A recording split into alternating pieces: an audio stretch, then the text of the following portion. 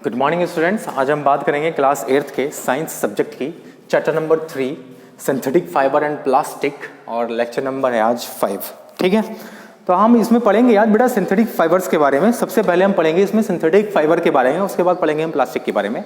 तो synthetic fibres होते क्या, एक्चुअली फाइबर्स क्या होते हैं। सबसे पहले तो ये कि फाइबर्स क्या होते हैं। तो फाइबर्स होते हैं बच्चे क्या, fibres is kind of thread, एक धागे की तरह है, ठीक है, which is strong and flexible enough to make clothes, nets, rope. तो एक धागा जिसे कह लीजिए जो स्ट्रॉन्ग हो और फ्लेक्सिबल हो, जिससे कारपेट बने हो, रोप बने हो, नेट बना हो, ठीक है। तो ऐसे धागे इनको बोला जाता है फाइबर। क्या बोला जाता है? फाइबर। और फाइबर जो है ना बच्चों, वो दो प्रकार के होते हैं। कितने? दो प्रकार के। अगर टाइप्स ऑफ फाइबर आपसे पूछे तो वो कितने प्रकार का होता है? दो प्रकार के टाइप्स ऑफ फाइबर हैं। पहला है नेचुरल फाइबर, नेचुरल फाइबर, और दूसरा है सिंथेटिक फाइबर। ठीक है, natural fibre and synthetic fibre, right. Natural fibres जो हैं वो डायरेक्टली नेचर से मिलते हैं, और जैसे ही वो नेचर से मिलते हैं, जिस फॉर्म में वो नेचर से मिलते हैं, वैसे ही वे यूज किए जाते हैं बिना किसी केमिकल प्रोसेस के उसके थ्रू गुजारे हुए। ठीक है, किसी केमिकल प्रोसेस के थ्रू नहीं गुजारा जाता उनको जैसे ही नेचुरल से मिलते हैं वैसे ही यूज कर लिए जाते हैं।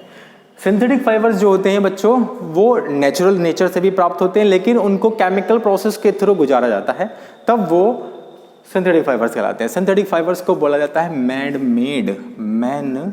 Made fibre. मैन मेड मतलब ह्यूमन बीइंग्स के द्वारा बनाए गए फाइबर्स सिंथेटिक फाइबर्स कहलाते हैं। सिंथेटिक वर्ड बच्चों आप जब भी सुने तब मतलब होता है उसका मैन मेड, मतलब हिंदी की बात करें तो उसका मतलब होता है कृत्रिम। कृत्रिम आपने पढ़ा होगा, ठीक है। तो कृत्रिम तरीके से बनाई गई जो भी चीजें होती हैं वो सब सिंथेटिक होती हैं, सब सिंथेटिक है। फाइबर्स की बात करें सिंथेटिक फाइबर्स, किसी और चीज की बात करें वो भी सिंथेटिक होगी। सिंथेटिक दूध आपने सुना होगा, सिंथेटिक मिल्क, जो लैब में तैयार किया गया मिल्क है वो सिंथेटिक मिल्क कहलाता है। ठीक है, ओके। तो नेचुरल फाइबर्स जो होते हैं उनको देख लेते हैं। नेचुरल फाइबर्स जैसे कॉटन डायरेक्टली मिलता है, ठीक है। नेचुरल फाइबर्स जो है वो प्लांट्स और एनिमल से मिलता है। किससे? प्लांट से और एनिमल से मिलता है, ठीक है। जैसे कॉटन है वो नेचुरल फाइबर है, सिल्क है वो सिल्क वॉर्म से मिलता है, नेचुरल फाइबर्स है। जूट है उसकी खेती की जाती है, वो नेचुरल फाइबर्स है, ओके।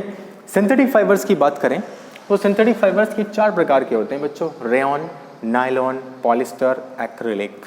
तो बेटा सबसे पहले जो सिंथेटिक फाइबर्स मिला था वो मिला था 1940 में। किसमें? 1940 में। ये जो ईयर है ये इसमें थोड़ा कॉन्ट्रडिक्शन है बेटा, कहीं कहीं 1931 भी लिखा हुआ है, तो आपकी बुक में 1940 लिखा हुआ है, इसलिए 1940 के थ्रू आप चलेंगे, ठीक है। कोई और बुक उठा के देखें आपको लगेगा हाँ सर उसमें तो 1931 लिख रहा है, ठीक है, इसमें कॉन्ट्रडिक्शन है, ठीक है। किसने किया था? पहला नायलॉन का आविष्कार किसने किया था? अमेरिकन केमिस्ट था, American chemist name is W.H. कैरेथर। क्या नाम था? W.H. कैरेथर्स नाम था उस बंदे का जिसने 1940 में फर्स्ट सिंथेटिक फाइबर नायलॉन को डिस्कवर किया था। कौन सा? नायलॉन। तो नायलॉन है फर्स्ट सिंथेटिक फाइबर जो लैब में डिस्कवर हुआ था, ठीक है। और इसी को बोला जाता है fully synthetic. Fully synthetic. Rayon जो है ना बच्चों वो वुड पल्प से मिलता है, अभी बात करेंगे हम इसकी, अभी बात करते हैं हम इसकी, ठीक है। तो फाइबर्स, तो बेटा जो थ्रेड है ना, थ्रेड मिलकर बना होता है बच्चों मॉलिक्यूल से। एक मॉलिक्यूल्स दूसरे मॉलिक्यूल्स से जुड़ा, दूसरा तीसरे से जुड़ा, तीसरा चौथे से जुड़ा, चौथा पांचवें से जुड़ा, पांचवा छठे से जुड़ा, छठा सातवें से, सातवां आठवें से, इस तरह से मॉलिक्यूल्स जुड़ते गए तो सिंगल मॉलिक्यूल्स ने एक चेन फॉर्म कर ली, एक लॉन्ग चेन फॉर्म कर लेता है सिंगल मॉलिक्यूल्स। इस सिंगल मॉलिक्यूल्स को बोला जाता है बेटा मोनोमर। मोनो का मतलब होता है सिंगल और मर का मतलब होता है बच्चों पार्ट। तो सिंगल पार्ट जो होता है उसको बोलते हैं मोनोमर, ठीक है। मॉलिक्यूल्स बहुत छोटा होता है तो इसलिए स्मॉल पार्ट्स, छोटे को पार्ट्स को बोला जाता है मोनोमर। और जब ये मिलकर एक चेन फॉर्म कर लेते हैं, चेन फॉर्म कर लेते हैं, लॉन्ग चेन फॉर्म कर लेते हैं, या कह सकते हो कि कॉम्बिनेशन ऑफ मोनोमर, तो इस लॉन्ग चेन को बोला जाता है बच्चों पॉलीमर। क्या बोला जाता है? पॉलीमर। पॉली मतलब मैनी, मर मतलब पार्ट्स, बहुत सारे पार्ट्स मिलकर मिल जाते हैं तो उसको बोला जाता है पॉलीमर, ठीक। सिंगल पार्ट को बोलते हैं मोनोमर, और सिंगल पार्ट्स मिलकर बहुत लॉन्ग चेन फॉर्म कर लेते हैं उसको बोला जाता है पॉलीमर, राइट। अब देखिए पॉलीमर जो है ना बच्चों मतलब एक मोनोमर से मिलकर पॉलीमर तक का जो सफर होता है, मतलब एक मोनोमर दूसरे मोनोमर से मिला, दूसरा तीसरे से मिला, तीसरा चौथे से मिला, ठीक है। तो इस पॉलीमर बनने की जो प्रक्रिया है, जो प्रोसेस है, उसको बोला जाता है पॉलीमराइजेशन। मोनोमर से पॉलीमर बनने के जो प्रोसेस होगा उसको बोला जाएगा पॉलीमराइजेशन। क्या बोलते हैं? पॉलीमराइजेशन, ठीक है, ओके। आइए अब बात करते हैं टाइप्स ऑफ सिंथेटिक फाइबर्स की। तो सिंथेटिक फाइबर्स, पहला टाइप का रेयॉन, दूसरा नायलॉन, तीसरा पॉलिस्टर, चौथा एक्रिलिक, राइट।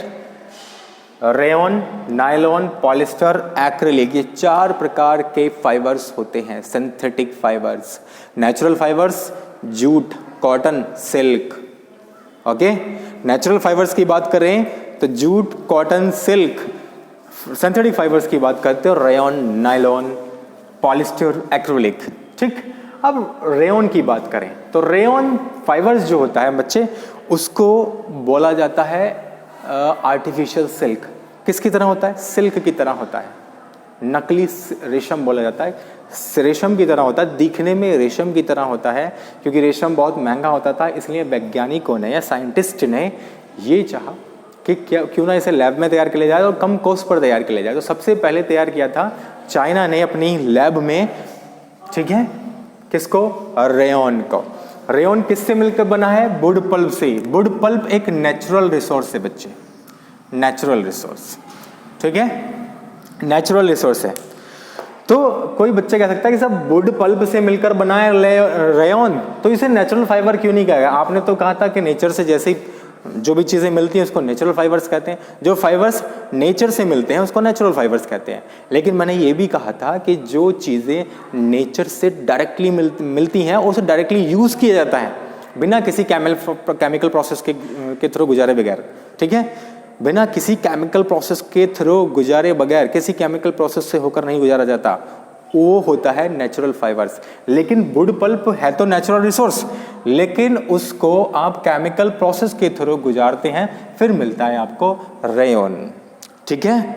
वुड पल्प क्या होता है? आप जब पेड़ काटते हैं तो लकड़ी में जो सबसे छोटा पार्ट होता है ना, गोल सा वाइट कलर का, उसमें सेलुलोज की मात्रा ज़्यादा होती है, उसी को निकालकर उसको केमिकल प्रोसेस के थ्रू गुजारते हैं, तब मिलता है आपको रेयॉन।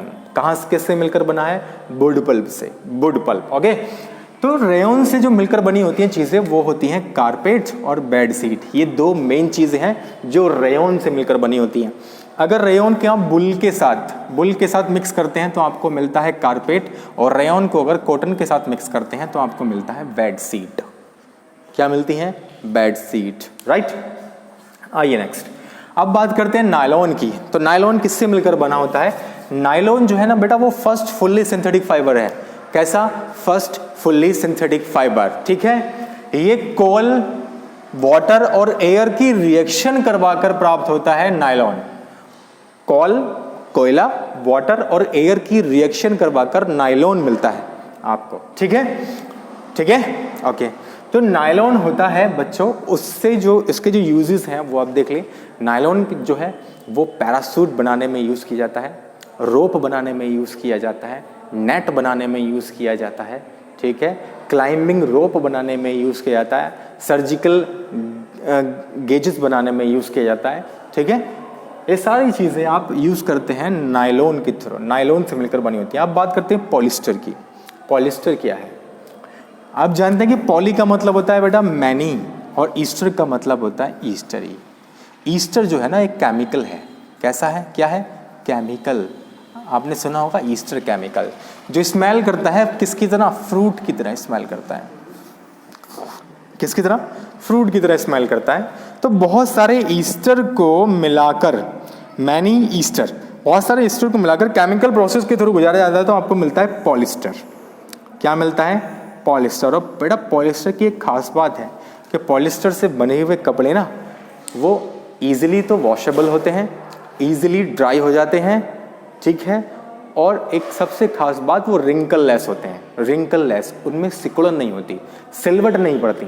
जैसे कपड़े आप धोएं तो कॉटन के कपड़े बहुत जल्दी सिकुड़ जाते हैं, ठीक है, तो ऐसा नहीं होता पॉलिस्टर से बनी हुई कपड़ों में। पॉलिस्टर से बने हुए कपड़ों में रिंकल्स बहुत कम होते हैं, ठीक है, और ये बहुत ड्यूरेबल होते हैं, ठीक है, ईजिली बेयर होते हैं, और सबसे खास बात कि ये बहुत आकर्षक होते हैं देखने में, पॉलिस्टर से बने हुए कपड़े, राइट।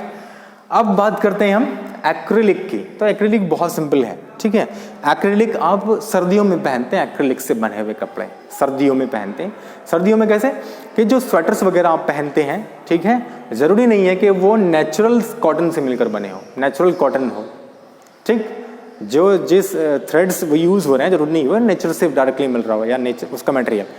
तो ऐसा मटेरियल जो क्या नाम है नेचर से डायरेक्टली नहीं मिला, लैब में तैयार किया, उससे जो बने हुए स्वेटर्स वगैरह हैं जो सर्दियों में पहनते हैं वो होते हैं एक्रिलिक, ठीक है। जो थ्रेड्स यूज होती हैं या फाइबर्स यूज होता है उसको बोलते हैं एक्रिलिक फाइबर्स, राइट, एक्रिलिक।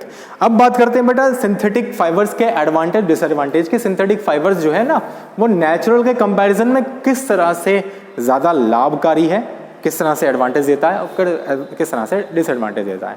तो पहला पॉइंट है एडवांटेज में कि सिंथेटिक फाइबर से बने हुए जो कपड़े हैं ना वो ज़्यादा चलते हैं, लॉन्ग ड्यूरेबल होते हैं, स्ट्रॉन्ग होते हैं फाइबर्स, सिंथेटिक फाइबर्स स्ट्रॉन्ग होता है, ठीक है। पहला है सिंथेटिक फाइबर्स लास्ट लॉन्गर, मतलब बहुत ज़्यादा चलता है। दूसरा, they are stronger and make tough and durable fabric. Durable fabric मतलब ज़्यादा, फैब्रिक का मतलब होता है क्लॉथ्स, ठीक है, ज़्यादा चलने वाले क्लॉथ स्ट्रॉन्ग और टफ, जिसमें ज़्यादा बियरिंग कैपेसिटी होती है उसको बोलते हैं टफ, ठीक है।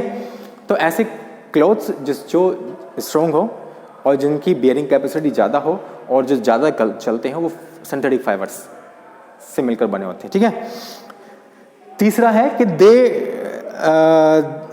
दे आर कलर रेजिस्टेंस, मतलब कलर जल्दी से खराब नहीं होता उनका, और धोते वक्त वो कलर को ब्लीड नहीं करते, ठीक है।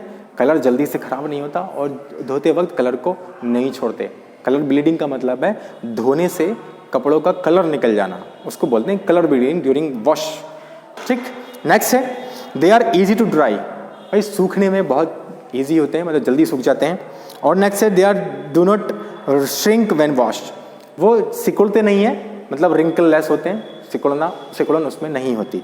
आइए डिसएडवांटेज की बात करें तो बेटा उसमें पहला डिसएडवांटेज है कि उसमें हवा पास नहीं होती है, वो ईजिली अलाउ नहीं करते एयर को पास होने में, ठीक है। दूसरा, जब एयर पास नहीं होगी तो पसीना आएगा, स्वेट आएगा, ठीक है, ह्यूमन बॉडी स्वेट करेगी तो वो जल्दी से स्वेट को एब्जॉर्ब भी नहीं करते, ठीक है।